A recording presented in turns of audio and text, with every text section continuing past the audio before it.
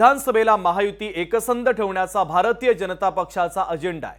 महायुतीसोबत राष्ट्रवादीचं मनोमिलन करण्याचा प्रयत्न असून स्थानिक पातळीवर वाद टाळा केंद्रीय नेतृत्वानं या संदर्भातले निर्देश दिलेले आहेत। तर देवेंद्र फडणवीसांनी देखील आपल्या आमदारांना सूचना दिल्या होत्या।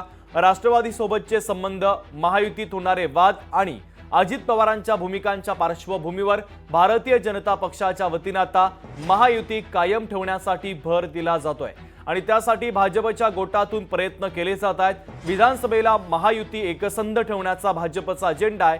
महायुतीसोबत राष्ट्रवादीचं मनोमिलन करण्याचा प्रयत्न असून स्थानिक पातळीवरील वाद टाळा केंद्रीय नेतृत्वानं या संदर्भात निर्देश दिलेले आहेत। चेतन ननावरे आपले प्रतिनिधी आपल्याशी जोडले जात आहेत। या बातमीच्या संदर्भातले अधिकचे अपडेट घेऊयात। चेतन, विधानसभेला भाजपच्या गोटातील हालचाली आता समोर आल्या। महायुती एकसंध ठेवण्याचा भाजपचा अजेंडा आहे, काय सांगशील?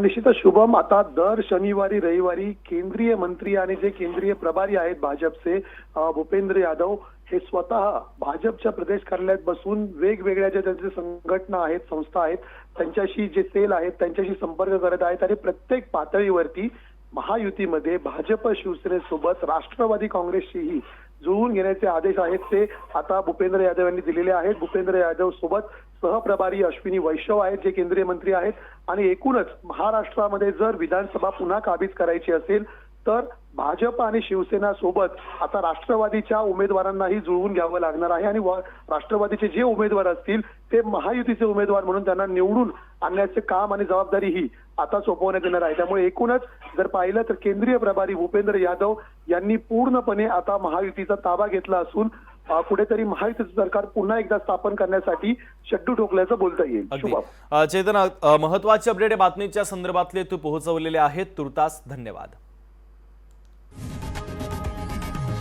लोकशाही मराठी ऐका, पहा, जागरूक रहा।